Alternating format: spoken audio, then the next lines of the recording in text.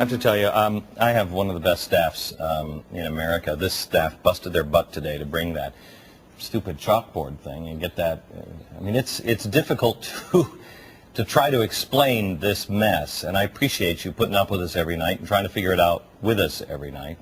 I kind of feel like I do after Thanksgiving, where you have a big meal and then you just want to sit and undo your belt and you're like, oh great, I just sit here and digest for a minute. So let's bring in the president of Judicial Watch, Tom Fitton. Tom, you're the organization that said she's one of the top 10 most corrupt individuals in America, or politicians in America, Valerie Jarrett. You watched the monologue here in the chalkboard a second ago. What am I missing, or what are the important things that people need to really digest here? You need another chalkboard, because it's that big a scandal. You've just hit the tip of the iceberg there. You know, she's not only a slumlord from Chicago, but she also funded other slumlords.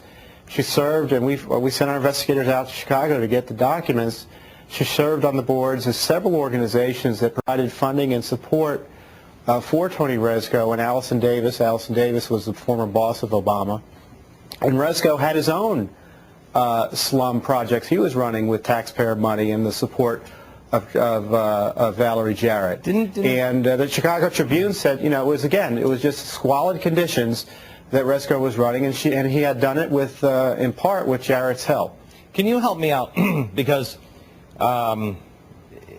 it certainly looks like there's a limit. I mean, the president is flying on a 747 jumbo jet to go over to Denmark. His wife took the smaller 727 today to go over there with Valerie Jarrett to make the case to get the Chicago Olympics. Who benefits from this? I mean, besides the people of Chicago.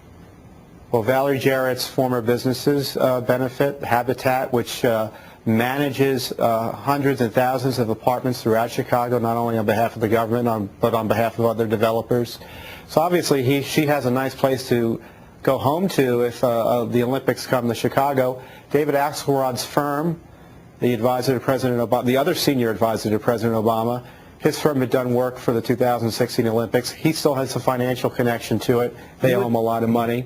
So this is a pretty hefty charge, because before we have said, well, I guess it's no different except scale. Before, you know, the bailout for GM, that was to benefit the friends at the unions. You know, we broke all kinds of laws and everything else. By the way, are these banners like really big? Because I don't think I even have to wear clothes on the set anymore. But that's disturbing. I know. I'm sorry for that, America. People just threw up in their mouth just about this much. The other things have always been about big industry or making. This one, are you claiming that or can you make the claim that the 2016 Olympics are about personal enrichment for the friends of Obama? The problem is you have the appearance of conflicts of interest, the appearance of personal enrichment, and in the context of the presidency of the United States, you don't want that happening. Valerie Jarrett needed an ethics waiver to run the Olympics office for Barack Obama. By Barack Obama's own rules that were going to clean up Washington, she would have been prohibited from working on this because of her prior conflicts. They gave her an ethics waiver. Take a minute to think about the phrase ethics waiver. Only in Washington could you have a phrase called ethics waiver. Waive ethics. It's incredible. And now she's really hijacked the presidency on behalf of this local operation in Chicago, and everything in Washington's ground to a halt while they take care of their friends back in Chicago. I appreciate your hard work. By the way, Jarrett was on the board of directors of the hospital that gave Michelle that nice raise and that nice job, by the way. Coincidence. I don't want to talk. We don't want to talk about that. That's a total coincidence. All right, thank you very much. I appreciate it. Let me talk to you as a watchdog here for a second. Look into this, please. I mean, you know, I say on this program all the time, I'm not a journalist, and I'm not. And I'll stop bringing you news like this when actual journalists do their jobs on, I don't know, like the networks and stuff.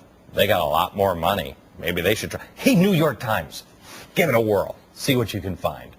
In the meantime, citizen journalists, watchdogs, tweet me. Dig into it. There's trouble here. Back in a minute.